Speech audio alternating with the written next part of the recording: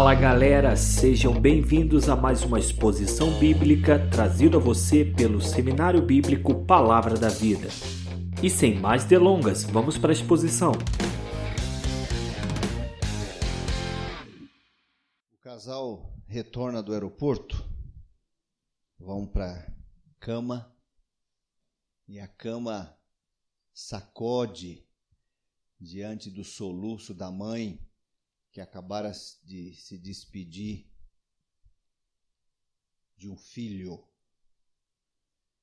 Foi assim que seu Davi Cox me contou como foi a primeira vez que eles se despediram do Davi Cox Jr., há quase 40 anos atrás. Dona Marianne chorava, que soluçava e a cama mexia. Me ajudou bastante. Mas em setembro de 2009, nós chegamos em Moçambique. Mesma língua. Eu acho que era só isso que era a mesma. E mesmo assim não era bem a mesma língua. Em Moçambique você não pega documento, você levanta. Em Moçambique você entra no banco e você procura qual é a bicha menor. Deixa eu explicar logo, antes que você... Bicha é fila, gente. E eu me lembro, todo esperto, garoto esperto do Brasil, chegando lá, entrei no banco, falei assim, oba, não tem fila hoje, a bicha está pequena. Então eu cheguei e falei assim, já entrei e fiquei lá, todo feliz, porque tinha umas 4 ou 5 pessoas só. E o negócio começou a andar, daqui a pouco vinha uma outra pessoa e falou assim, estou a seguir do último, e entrava na minha frente. Ah, tá bom. Andava mais um pouco, daqui a pouco vinha um outro, estava fazendo uma outra coisa. Estou a seguir do último. E assim foi. E aquela bicha de 5 pessoas passou a ser de 10, 12 pessoas. Por quê? Porque o bobão aqui teve que aprender que eles fazem. Ele chega no banco, pergunta, és o último? Quem é o... sou eu. Então, estou a seguir a você. E sai para fazer outra coisa. Reserva o lugar ali. Então, a fila parece pequena, mas que pequena nada. O pessoal está aproveitando o tempo. Sabe pequenas adaptações como essas? Sabe pequenas adaptações do timing do moçambicano? E eu preciso tomar muito cuidado o que eu falo sobre Moçambique, porque eu tenho um moçambicão aqui, então é bom eu ficar cuidando, né? Mas teve uma vez, lá em Moçambique, onde nós estávamos no processo de organizar a Associação Palavra da Vida em Moçambique. Processo longo. O pessoal lá gosta de um carimbo, gosta de passar aqui, depois tem que passar ali. Então é fundamental você ir com alguém de Moçambique e que conhece metade do país, como o meu amigo Guni. Que eu chegava com o Guni, ele chegava no lugar, assim, como está? Eu já conhecia alguém lá dentro. Você é parente? Guni, não, essa aqui foi minha vizinha quando eu morei não sei aonde, então conhecia todo mundo. Ótimo. Estávamos quase no final do processo, quando nós tivemos que deixar a nossa papelada, um documento, num escritório. E a senhora iria só carimbar e no dia seguinte nós íamos levantar o documento. Íamos lá pegar esse documento. Muito bem. No dia seguinte, falei, nós precisamos ir lá pegar. Vamos lá. Então vamos. Meus irmãos, apressado, certo? Como é característica de alguns brasileiros, não é verdade? Meu rei, para que ser apressado, não é mesmo? Certo? Cadê o baianinho que está? Né? Aliás, entendi muito mais o Brasil depois que eu morei em Moçambique. Chegamos ali naquele escritório, uma sala grande, uma mesa, uma senhora sentada ali. Quando eu e o Guni entramos ali, eu já vi o meu documento, aquelas folhas lá com a Associação Palavra da Vida, em cima da mesa com o carimbo. Eu entrei com a mais bondosa cara e palavras que eu pudesse imaginar, falou assim, bom dia, nós só viemos levantar esse documento aí. E aí eu ouvi isso que vocês estão ouvindo. Silêncio. Guni, mais do que depressa, entra em ação para ajudar o seu burro amigo brasileiro. Por quê? O que Guni faz? Bom dia. Como está? Estou bem, não sei do seu lado. É a resposta dela. Estou bem, não sei do seu lado, eu estou bem e você, entendeu? E aí começaram a conversar. Tratando primeiramente da pessoa, antes de tratar do que a pessoa podia fazer por você. E conversaram ali. Eu numa dessa falei assim, não sei nada aqui. O que eu fiz de errado, né? Humilde, orgulhoso, já descera lá pro vale da humildade. Falei assim, eu não sei me comportar aqui, olha só. E o Guni me ajudando ali e tal. Estamos aqui, é sobre aquele documento, como se fosse uma coisa assim que ninguém sabia. Ela estava vendo, eu estava vendo, mas por quê? Nós precisamos dar a autoridade àquela pessoa. É ela que vai decidir quando se vai devolver aquele papel para nós. Porque nós temos que reforçá-la como pessoa e temos que reforçá-la como autoridade. Ainda mais se tem um mulungo perto, ainda mais se tem um branco ex-colonizador presente. Ela está prestando um favor para mim. Então não tenho que chegar lá exigindo. Tudo isso num diálogo. Longos minutos se passaram. Quando o Guni falou assim, estamos aqui, tal, para... sim. Aí ela faz um gesto de 15 centímetros e meio, pega e dá para nós. Aí você, com a mão direita, nunca com a mão esquerda, numa atitude de máxima submissão, com uma mão ou com duas mãos, pega aquelas folhas, aquele documento. Aquele que entrara altivo, sai agora da sala de cabeça baixa, arrastando o pé. Eu saí, fechamos a porta atrás de nós. O meu querido irmão Guni fala para mim, Pastor Carlos, calma, Pastor Carlos. Meus irmãos, dia a dia você vai descobrindo que você não sabe fazer as coisas. Dia a dia, gente, eu não sabia preencher cheque, porque é um pouco diferente. Tem cheque, lá você pode ter conta em metical ou em dólar. Se é metical, você escreve centavos. Se é dólar, você escreve cêntimos. E eu errei não sei quantos cheques. Errava o cheque, rabiscava, rasgava e jogava fora. Aí um dia alguém falou assim, como é que é? O senhor rasgou o cheque e jogou fora? Não, quando o senhor erra, você tem que devolver o cheque para o banco. Eu falei, meu filho, então já foram alguns cheques errados. Esse tipo de coisinha começa a te irritar. Porque você fala assim, esse pessoal não sabe fazer nada. Na verdade, não é que não sabe.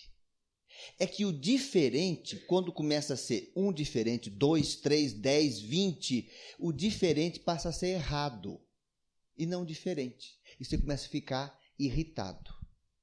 No ministério, meus irmãos, eu cheguei em Moçambique com 30 anos, quase 32 anos de ministério nas costas. E lá fui eu pregava nas igrejas e tudo mais.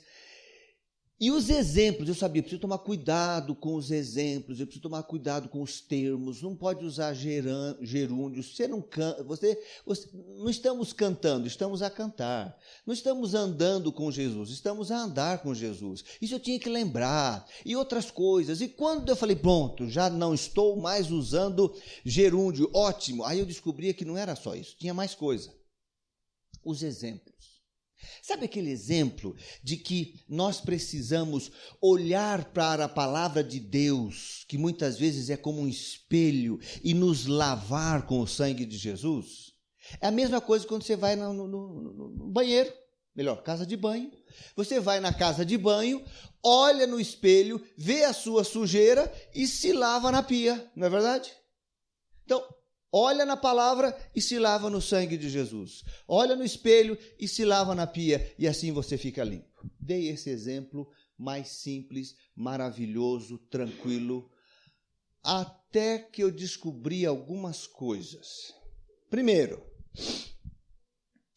a grande maioria das casas dos jovens não tem um banheiro com essa sequência: espelho, pia, espelho, pia. Não tem isso. Então, bem que eu sentia aquela reação de grilo quando eu dava, né? Eu dei esse exemplo, você vê a reação do pessoal, todos muito atentos assim, mas não estão entendendo nada do que eu estou falando. Porque isso aqui não tem lá. Para piorar, eu descobri que pia era vaso.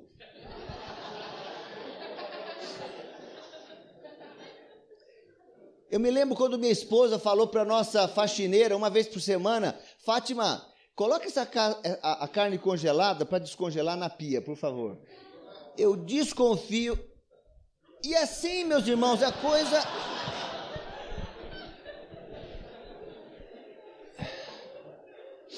Então, aí eu preguei o evangelho e tudo mais, com cuidado, e fiz um apelo, então quem quer crer em Jesus e tudo mais, numa igreja, e veio todo mundo, mas veio todo mundo mesmo, veio o irmãozinho ali, a irmãzinha ali, veio o presbítero, o pastor, veio todo mundo na frente. Eu falei, pensei comigo, eu fiz alguma coisa errada. Falei, vou melhorar. Na próxima pregação, numa outra igreja, eu pensei assim, agora eu vou explicar direitinho como é que é e tal. Então eu expliquei, falou, não é isso, esse apelo não é para isso, é para isso aqui, tá bom? Tá certo, então tá. Então, vem à frente, e aí começou a vir. E veio todo mundo de novo. Todo mundo na frente. Terceira vez, já meio desanimado, meio uma mistura de desânimo com irritação. Eu falei, então, meus irmãos, expliquei, veio à frente. Quando começou a levantar a igreja toda, falou, senta. Vamos orar e terminar o nosso culto. Eu não sei fazer apelo aqui. Aí, conversando com alguém, falei, escuta, por que todo mundo vai na frente quando eu faço apelo? Olha, o moçambicano gosta muito de agradar as pessoas. Então, em primeiro lugar, pode ser que muitos vão lá na frente porque querem agradar o senhor. Coitado, missionário branco lá na frente, está sozinho, vamos lá. Então, ele vai lá. Não vai deixar você chateado, né? Se ele está chamando, né? Vamos lá. Talvez outros vão lá na frente porque eles querem que você ore por eles, talvez, não é muito salvação, mas ele está precisando de uma oração por emprego, está precisando de oração por saúde, então estão acostumados, então ele vai lá orar. Outros vão, talvez, para ganhar alguma coisa. Vai que ele vai dar alguma coisa, um livro, ou quem sabe ganhar sua simpatia, né? E lá na frente, talvez. E alguns poucos, talvez, porque entenderam realmente a mensagem e vão crer em Jesus. Tá bom. Isso mudou a forma de nós fazermos apelo nos nossos acampamentos. A gente prega o evangelho e nos quartos, os conselheiros moçambicanos, um a um, num grupinho de 10, aí eles verificam e fazem um apelo. Então, eu já tinha mudado a minha linguagem, eu já tinha que mudar costumes, eu já tinha que mudar o meu... o passo, a rapidez, já tive que mudar a minha forma ministerial. Falei, então agora acho que está pronto. Aí nós estávamos dando um treinamento sobre como evangelizar. Porque a gente sabe evangelizar, não é verdade? Eles não. Então fui lá. Ó, você evangeliza sim. Para começar, eu lembro que nós levamos o folheto daqui, E Agora? Como é que chama? E Agora, não é verdade? Levamos o folheto aqui, E Agora? E no E Agora tem um exemplo que fala assim, quando por mais que você tente, você nunca vai alcançar a Deus por si só. É como se você tentasse jogar uma pedra daqui até o Polo Norte, essa pedra nunca vai chegar lá. Eu pensei assim, Polo Norte, o que o pessoal de Chibuto vai pensar, entender de Polo Norte? Aí tinha um outro exemplo espetacular sobre que Jesus é ao mesmo tempo o juiz que julga, mas é ao mesmo tempo aquele que toma o lugar do condenado. Eu gostava, mas o pessoal não vai entender isso. Então não dá mais para usar o folheto. É excelente para cá, mas para lá não dá.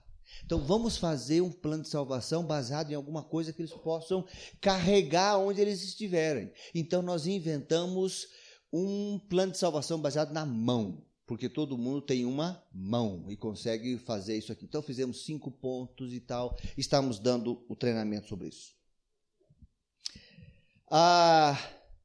Um missionário que mora ali, em Moçambique, já em Gaza, na província de Gaza, um sul-africano, mas mora mais de 15 anos ali, ouviu o nosso treinamento, e o Vilan, um sul-africano, brancão, alto, mas africano mesmo, calmo.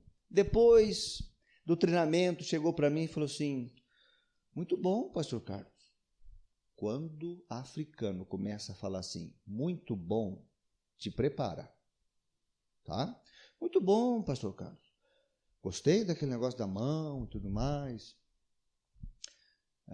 Deus te ama, sou pecador, Cristo morreu por mim, eu aceito, estou salvo, tá? Muito bom. Quando o irmão falou que Deus me ama, eu acho que eu sei o que o irmão quer dizer por Deus. Mas eu não sei o que os jovens africanos entenderam quando o irmão disse Deus. Que Deus será esse? Será que é o Deus dos antepassados? Eu falei, Vila, você está querendo dizer que eu preciso falar mais de Deus? Porque ele falou assim, o africano, o moçambicano, de forma geral, ele agrega, ele não substitui. Então é Jesus também. Então, você fala de Deus, ele vai aceitar. Ele vai acrescentar ao seu panteão de deuses o Deus que você está falando. Se eu não falar que ele é o Deus criador, único, maior e mais poderoso que os antepassados, e que só a ele eu devo prestar culto, o meu plano de salvação não faz sentido nenhum. Se você não falar, agora não é ele falando desse jeito, porque ele é calmo, né? Aí eu comecei a pregar para mim mesmo, Carlos, espera aí, se você então não falar que Jesus é o único Salvador, o único Senhor, se você não falar que você peca, não é porque os antepassados que já morreram estão fazendo alguma coisa e forçando a barra para você pecar, é sua escolha, porque você... E aí, gente, eu tive que repensar o meu plano de salvação.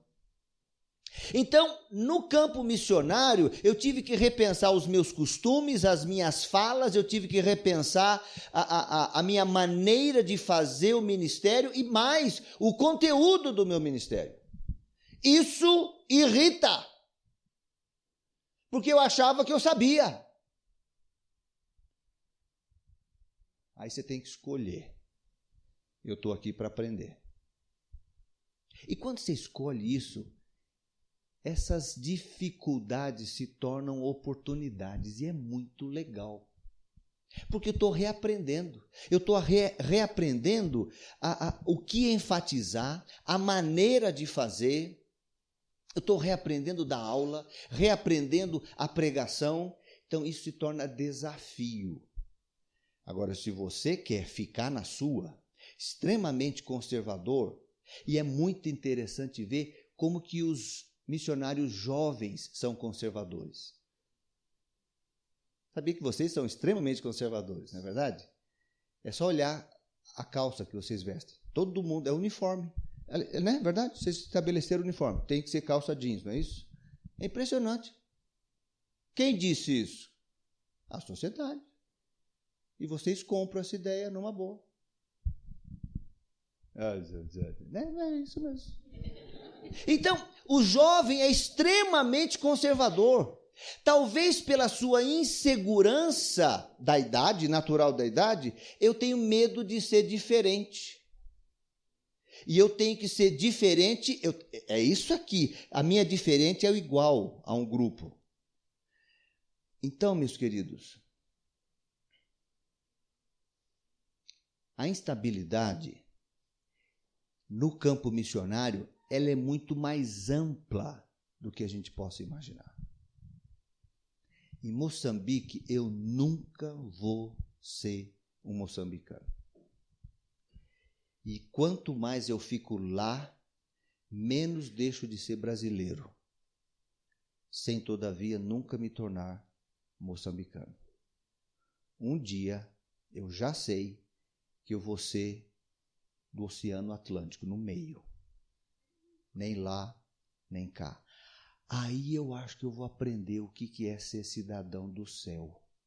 Aprender não, começar a aprender. Porque é isso que nós somos, não é verdade?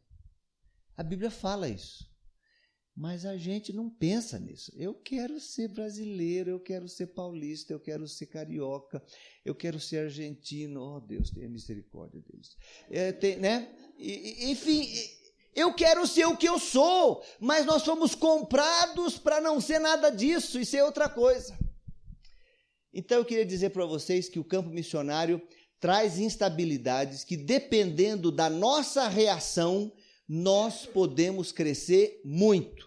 Dependendo da reação, nós vamos nos irritar muito.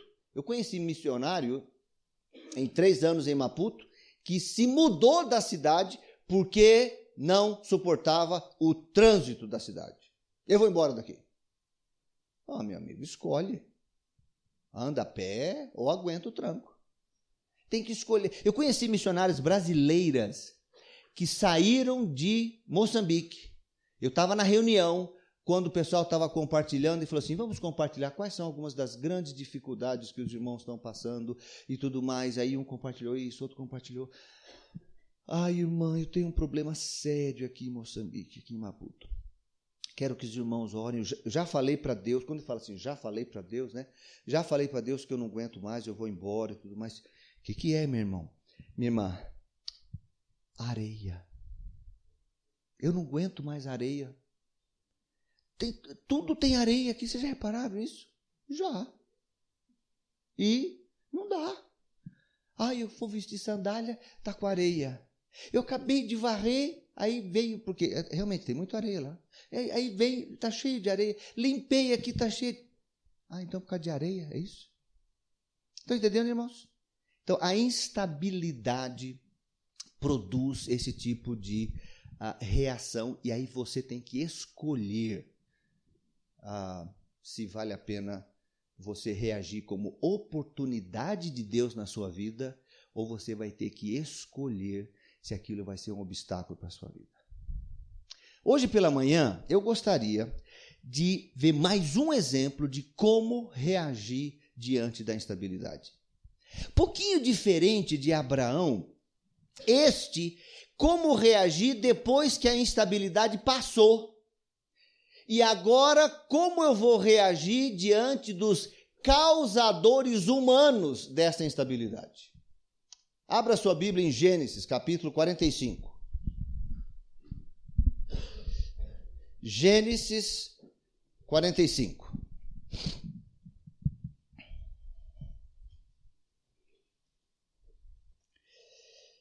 Vamos ver, meu querido José,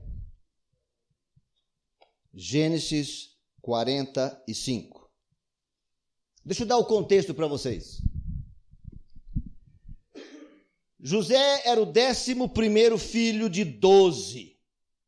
Favorito, mimadinho do papai, da mamãe. porque ele era filho da Raquel, esposa favorita do seu pai. José despertava ciúmes, despertava a disputa entre os seus irmãos, porque ele sonhava, ele tinha uns sonhos meio esquisitos, e nesse sonho todo mundo se ajoelhava diante dele. Para piorar, José contava os erros, as aprontações dos seus irmãos para o seu pai. Aos 17 anos, José, odiado por seus irmãos, é vendido como escravo aos egípcios e é dado como morto por seu pai. José se desenvolve, aprende bastante coisa na casa de Potifar. Começa lá embaixo, mas vai crescendo, a boa mão do Senhor estava sobre ele, cresce e aprende, opta a ver a instabilidade como uma oportunidade e cresce ali. Quando a coisa está legal lá na casa, ele é assediado pela esposa do seu patrão, resiste e é acusado falsamente e vai para a cadeia. Na cadeia, mesma coisa, se destaca e depois de um tempo interpreta o sonho do padeiro e do copeiro do faraó. Um morre, outro volta para o emprego e fica esperando 2 anos para ser relembrado por um deles. José, ao ser relembrado, interpreta o sonho do faraó. E ao interpretar o sonho do faraó, aos 30 anos, é colocado como governador, como primeiro-ministro do maior império da época, diante de 7 anos de abundância e 7 anos de escassez. E assim administra o país. Constrói grandes silos, onde guarda comida para os 7 anos de escassez. Os 7 anos de escassez começam, muita gente vem para o Egito comprar comida, dentre eles os seus irmãos. Depois de 22 anos, José se encontra com seus irmãos. Ele, a princípio, não se revela a eles. Dá um jeito ao saber que ele tinha um irmão mais novo, do mesmo pai e da mesma mãe. Mãe essa que morrera ao dar à luz a Benjamim. Dá um jeito de trazer esse irmão desconhecido, Benjamim. Aí, após 1 ano, ele se encontra novamente com seus irmãos. Almoça com eles, prepara um almoço. E os intriga ainda mais ao arrumar a mesa na ordem de nascimento dos irmãos. Como é que esse primeiro-ministro egípcio sabe isso? Depois de despedi-los, dá um jeito de acusar Benjamim de ter roubado o cálice de prata. E aí todo mundo volta, fala, não, Benjamim tem que ficar preso, estava roubando. Não. E aí Judá, irmão de José, irmão de Benjamim, no final do capítulo 44, intercede por Benjamim. E o capítulo 44 termina assim, com o final do discurso de Judá. Versículos 33 e 34. Por isso eu agora te peço, por favor, me deixa ficar como seu escravo no lugar de Benjamim e permite que ele volte com meus irmãos, porque eu jamais poderia voltar para o meu pai sem levar o caçula comigo. Não aguentaria ver o mal que isso faria a ele. Por favor. É assim que termina o capítulo 44. Quanta instabilidade, hein, gente? Uma vida inteira de instabilidade. E ele está novo ainda. Instabilidade de tudo quanto é tipo. José foi odiado, foi vendido, foi traído, esquecido, injustiçado, preso, esquecido de novo, enriquecido. Estabilidade, às vezes, das mais difíceis de nós vencermos. José viveu uma vida inteira de instabilidade.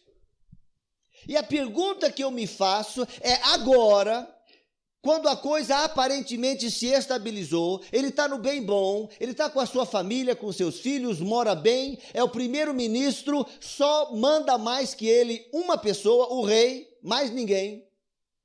E José está numa boa e agora ele se encontra com os causadores humanos da sua instabilidade. Como reagir depois da instabilidade?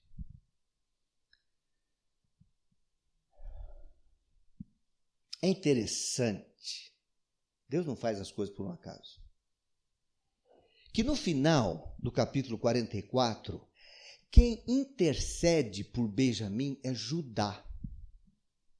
Judá é aquele que deu a ideia de matar José. Judá foi a pessoa que mais ativamente falou, vamos matar esse sonhador aqui, esse filhinho do papai, mata, coloca aí e tal. E Judá foi o mais perverso. Judá é aquele que no meio da história de José tem um capítulo só para ele, contando a barbaridade que ele fez.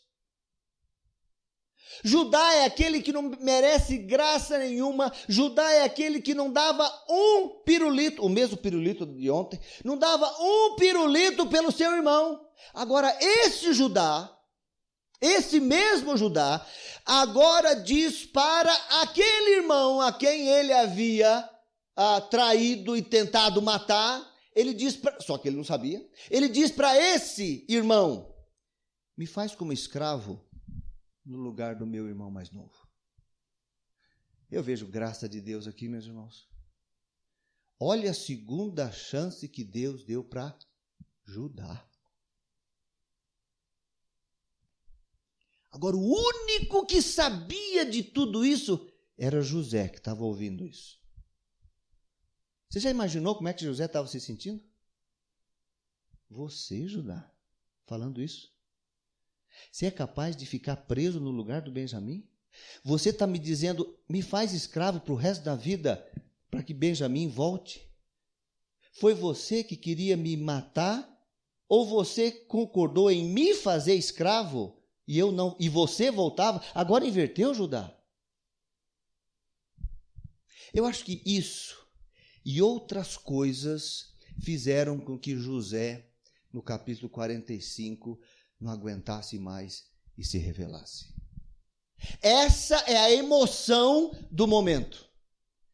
Nós estamos numa grande sala de jantar, de almoço, numa grande sala, estão os irmãos e Judá acaba de fazer esse pedido emocionado, Judá acaba de fazer esse pedido de troca, e José segurando, quando chega no momento falou, não aguento mais. E assim começa o capítulo 45. Acompanhe comigo. A essa altura, depois de Judá falar isso, a essa altura, José já não podia mais conter-se diante de todos os que ali estavam e gritou, façam sair a todos. Assim, ninguém mais estava presente quando José se revelou aos seus irmãos. E ele se pôs a chorar, mas chorar tão alto que os egípcios o ouviram e a notícia chegou ao palácio de Faraó. Então disse José a seus irmãos, eu sou José, e eu não tenho notícia da minha família, faz um tempão, papai está vivo?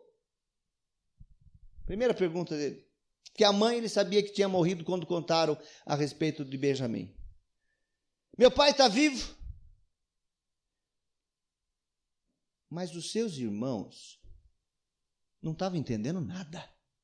Ficaram tão pasmados diante dele que não conseguiam responder-lhe.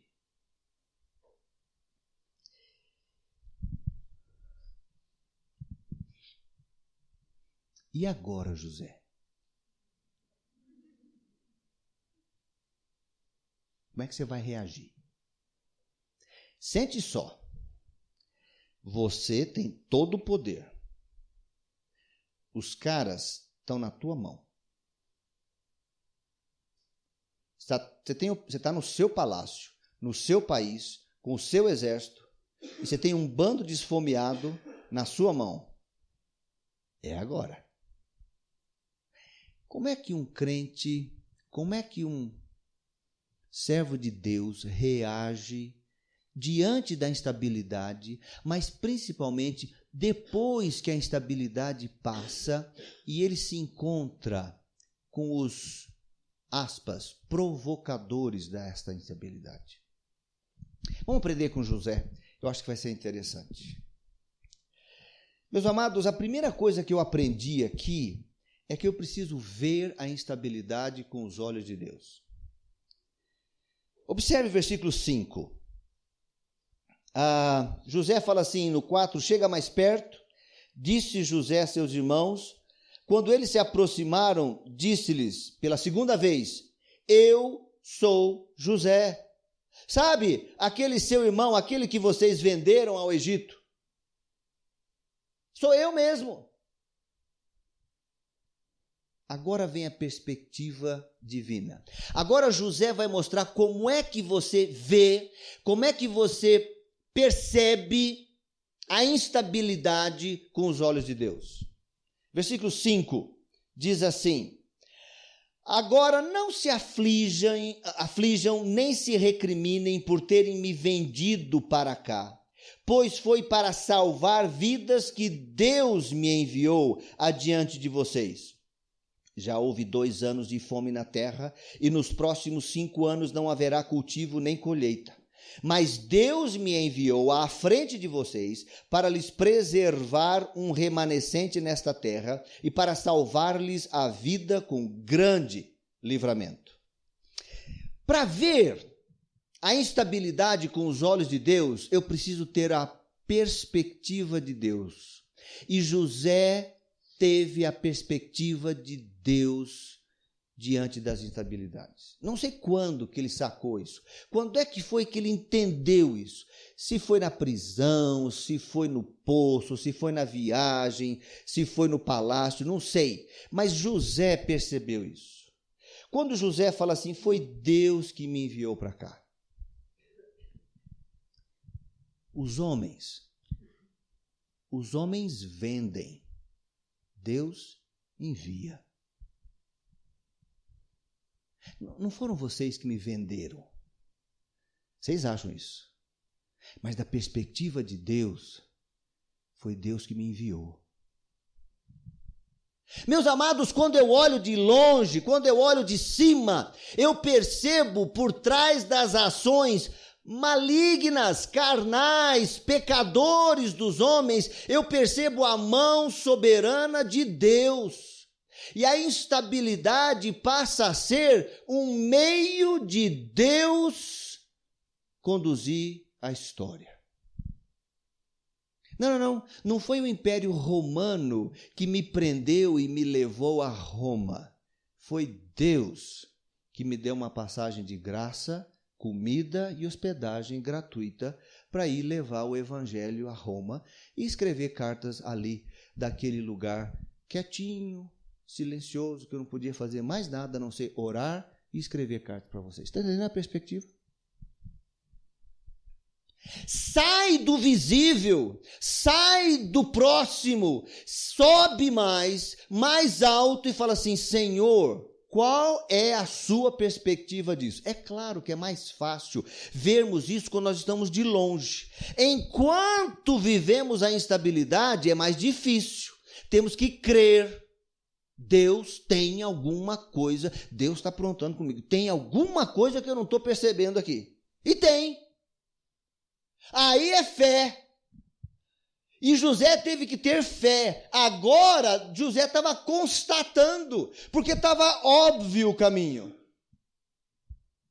Para mim ficou óbvio quando eu chego em Moçambique, aos 51, 52 anos, já com 30 anos de ministério, cabelo branco, falei assim, o que eu, um velho, estou fazendo aqui, começando um ministério? Quando eu descubro que o país e a cultura valoriza tremendamente o idoso, e o meu cabelo branco abriria, e abriu, e abre portas entre os pastores. Ah, agora eu entendo.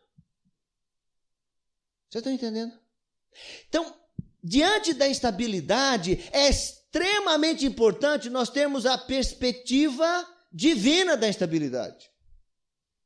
Veja a coisa como Deus vê. Perspectiva divina. Mas tem mais. Diante da instabilidade, principalmente depois da instabilidade, além da perspectiva divina, você vai perceber que tem um propósito divino com aquela instabilidade. Quando José fala assim, escuta, eu no versículo 5, não se recriminem, pois por terem me vendido, pois foi para salvar vidas, olha o propósito, pois foi para salvar vidas que Deus me enviou diante de vocês, no 7, mas Deus me enviou à frente de vocês para lhes preservar um remanescente nessa terra e para salvar-lhes a vida com um grande livramento. Essa instabilidade tem um propósito divino. Propósito esse que os irmãos não sabiam, José não sabia, mas Deus sabia. Talvez seja isso parte do que Deus queria dizer viver pela fé.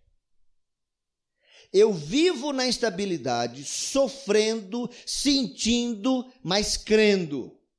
Lá na frente você vai... Ah, agora entendi por quê.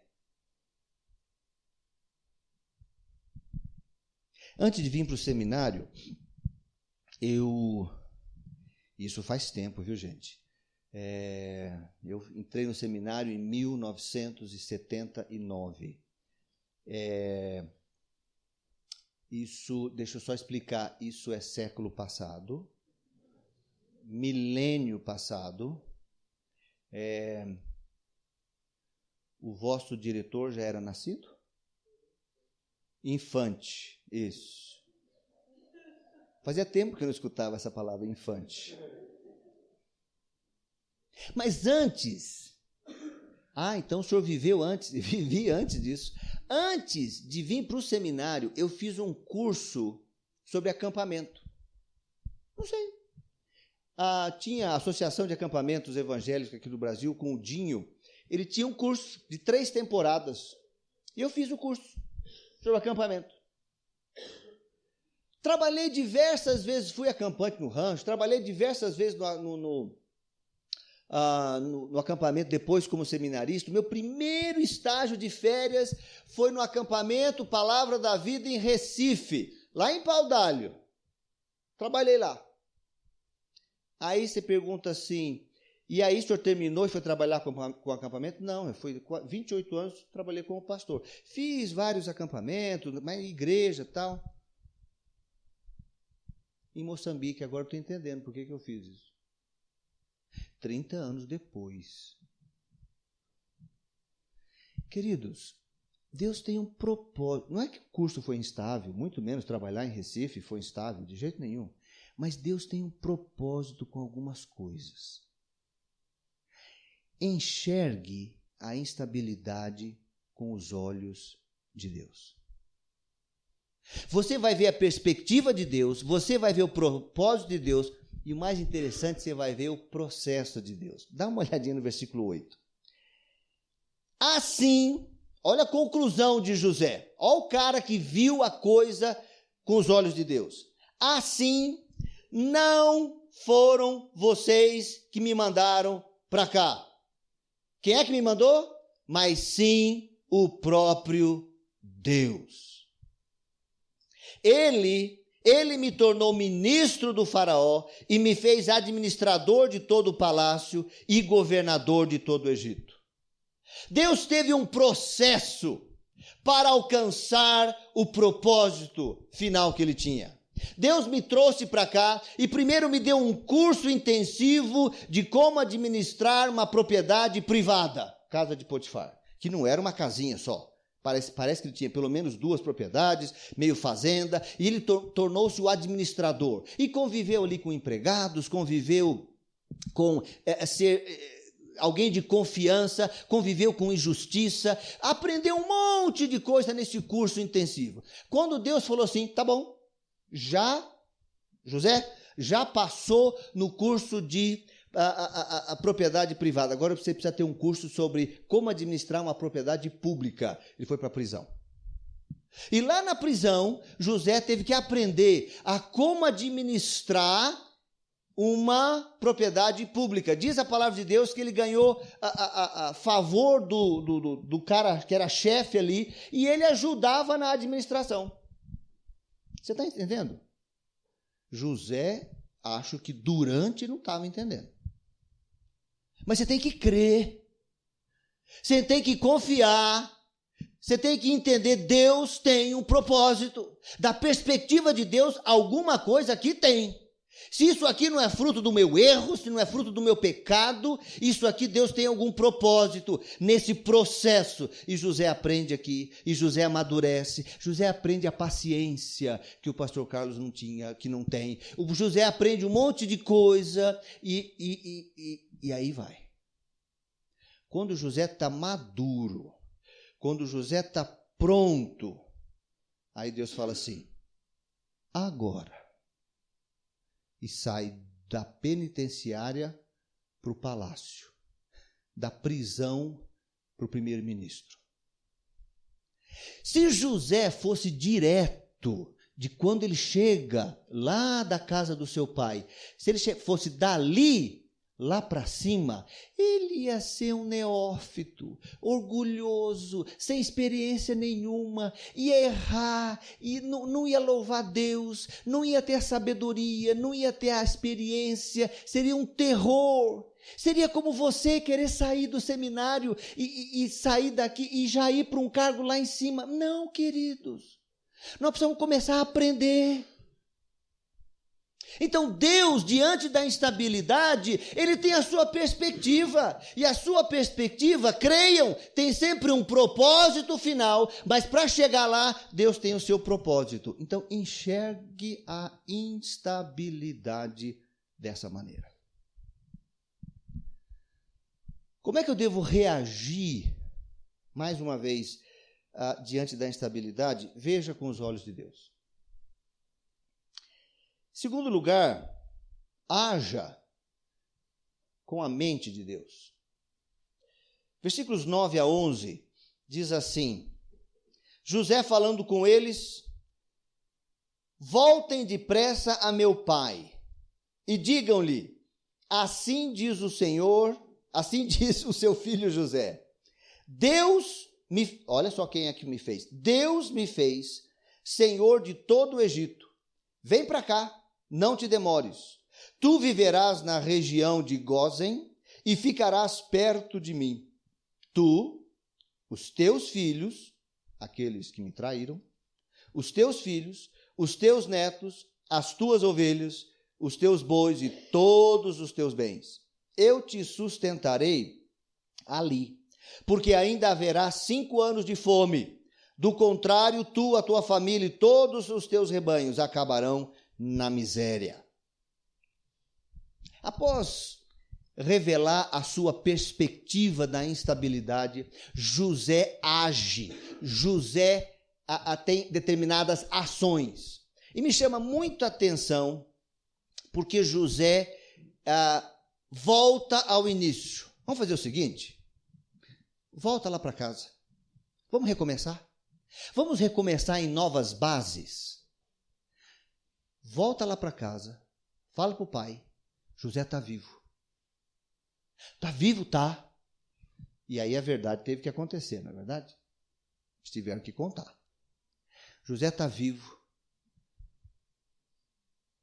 E Ele quer que a gente vá até Ele e viver debaixo da sua assistência, do seu sustento. Meus amados, nós temos que agir para com as pessoas que aparentemente nos trouxeram instabilidade, como Deus age conosco. E as razões de Deus são razões espirituais, amorosas, graciosas, bondosas. Voltem para casa e vamos recomeçar. E vamos recomeçar baseado em Deus. Versículo 9. Deus me fez Senhor. Deus me enviou. Vocês estão vendo quanto Deus tem nessa perspectiva, nessa fala de José? Não foram vocês, foi Deus que me enviou, foi Deus que me fez ministro. José agora percebia perfeitamente o processo de Deus. Então agora, diferentemente de um neófito orgulhoso, eu tenho um servo experimentado, humilde, porque eu sei que não fui eu. Foi Deus que me fez. Não fui eu que me fiz. E talvez essa está sendo uma das grandes lições para mim em Moçambique. Às vezes eu tenho que falar para mim mesmo, Carlos, pega a tua experiência de 30 anos, deixa lá no Brasil. Tem que reaprender tudo. Tem que confiar, tem que depender, tem que ser humilde, tem que sentar, tem que observar, tem que recriar. Reaprenda, dependa de Deus. Vamos nos concentrar em Deus. Contem o que Deus fez, diz o texto. Vai lá e diga o que Deus fez na minha vida. Vai lá e mostra como Deus é central, é soberano e cuida de nós. E venham para perto. Vem cá. Vamos ficar juntos. Porque quando eu tenho a perspectiva divina, a razão da instabilidade não é mais humana, é divina. Então, se há algum ódio, se há alguma irritação, passou. Então, dá para ter comunhão, dá para estar perto. Vem para perto. Na instabilidade, veja com os olhos de Deus, haja com a razão de Deus. Por último, na instabilidade, sinta com o coração de Deus. Versículo 12. José falando, vocês estão vendo com os seus próprios olhos, e meu irmão Benjamim também, que realmente sou eu que estou falando. Terceira vez que José fala, sou eu. Porque eu acho que ele estava vendo escrito na testa dos seus irmãos que eles não estavam acreditando. Pessoal, sou eu. Ei, sou eu mesmo. Ó, meu irmão, sou meio parecido com o Benjamim. Olha aqui, ó, aqui, sou eu. E daí tem uma emoção bonita. Contem a meu pai quanta honra me presta no Egito e tudo que vocês mesmos testemunharam. E tragam meu pai para cá depressa. Então, agora ao 14, ele se lançou, chorando, sobre o seu irmão Benjamim e o abraçou. E Benjamim também o abraçou, chorando. Em seguida, beijou todos, repito, todos os seus irmãos e chorou com eles. E só depois de tudo isso, os seus irmãos conseguiram conversar com ele. Sinta com a misericórdia, com a graça, com o perdão que Deus sente. Quando você vê a instabilidade da perspectiva de Deus, você é capaz de se emocionar com a pessoa que aparentemente provocou a instabilidade. Você é capaz de beijar. Isso é símbolo de perdão. Você já imaginou José beijando um por um dos seus irmãos? Fulano. O mais velho, esse ainda tentou salvar minha barra. Esse merece um beijo. Mas essa não é a perspectiva divina. Foi Deus, meu irmão. E beija. E outro, e outro. Aí chega na hora de beijar Judá. Beija Judá. Aquele abraço apertado. Aquele abraço de graça, de perdão. Meus irmãos, vocês sabem que o maior problema e a maior causa de missionários voltarem para o seu país não é falta de sustento, não é perseguição, não é doença. A maior causa, feito pesquisa, é problema de relacionamento entre missionários. E quando eu olho para as nossas igrejas, sendo pastor por tempão, não é diferente na igreja. Nós somos muito carnais quando diz respeito aos nossos direitos. Nós não temos perspectiva divina coisa nenhuma quando a instabilidade é comigo. Quando mexe no meu direito, a liberdade de ir e vir, o direito de ser o filho do meu pai, não importa se ele me deu uma túnica, não importa se eu sou o querido, mas eu sou filho dele, eu tenho tanto... como é difícil ter a perspectiva divina. Como é difícil agir como Deus. Como é difícil perdoar 70 vezes. É muito difícil. Não dá, tal. Quanto mais me emocionar com, chamar para perto, abraçar, perdoar, conviver. Diante da instabilidade, depois que a instabilidade passar, depois que se conviver com a dificuldade toda, veja como Deus vê, haja como Deus agiria, sinta com o coração de Deus. É interessante que quando você sente, você abre a oportunidade para o diálogo. Foi só no versículo 15, no final, que os irmãos conseguem conversar com ele. Só depois que ele apresentou a sua perspectiva, só depois que ele demonstrou ações práticas, vamos fazer isso, só depois que ele chorou, beijou todo mundo, aí então os irmãos começaram a falar, porque eles estavam medrosos, eles estavam falando, agora nós estamos perdidos. Eu concluiria dizendo que a instabilidade com Deus pode nos trazer lições durante e depois dela. Você pode aprender demais, você pode amadurecer demais enquanto passa pela instabilidade, mas também você pode aprender demais depois da instabilidade. Porque senão, o nosso Pai bondoso poderá trazer outra instabilidade para tentar te ensinar a mesma lição. Vamos aprender. Missionário novo que chega lá em Moçambique, eu falo assim, escuta, deixa eu contar todos os meus erros, para você aprender com eles, e você, ao errar, por favor, que sejam erros novos. Eu erro, você aprende com os meus, e a gente vai prosseguindo, mas vamos crescer. Repetir é bobagem. E nós temos dificuldade, parece que tem algumas coisas que não tem jeito, a gente não vai aprender com a palavra, não vai aprender com a história, não vai aprender com o meu vizinho. Me lembro 2 coreanos que foram na casa dos meus pais. Não sabiam falar.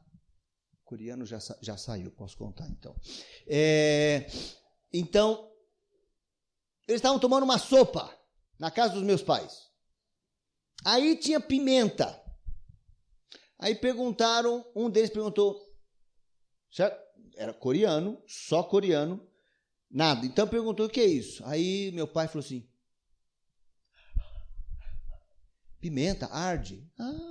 Ele pegou.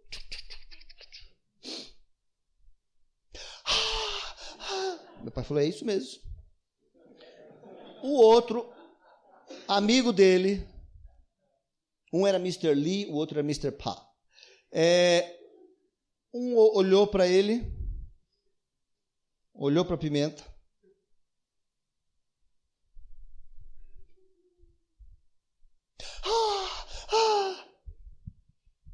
Burrice, gente.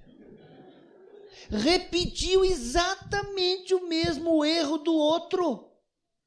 Não entendi, até ver que eu faço às vezes a mesma coisa. O irmão erra, o irmão toma decisões erradas, que vai levar a tal consequência. Eu falo assim, mas onde já se viu? E eu estou falando, mas não pode ir por esse caminho, indo no mesmo caminho. Onde já... Não... Irmãos, vamos aprender. Que a instabilidade na nossa vida ou na vida de outros possam nos ensinar, para que possamos crescer e aprender novas lições. José aprendeu. E como aprendeu? Como é que eu posso reagir na instabilidade? Veja com os olhos de Deus a instabilidade. Haja com a razão de Deus, não com a sua. E sinta com o coração misericordioso de Deus. A instabilidade vai ser uma história linda para você contar depois. E essa foi mais uma exposição bíblica. Obrigado por ter ouvido. Para saber mais, nos siga no Facebook e no Instagram, SBPV Brasil. Palavra da Vida, teologia para vida e ministério.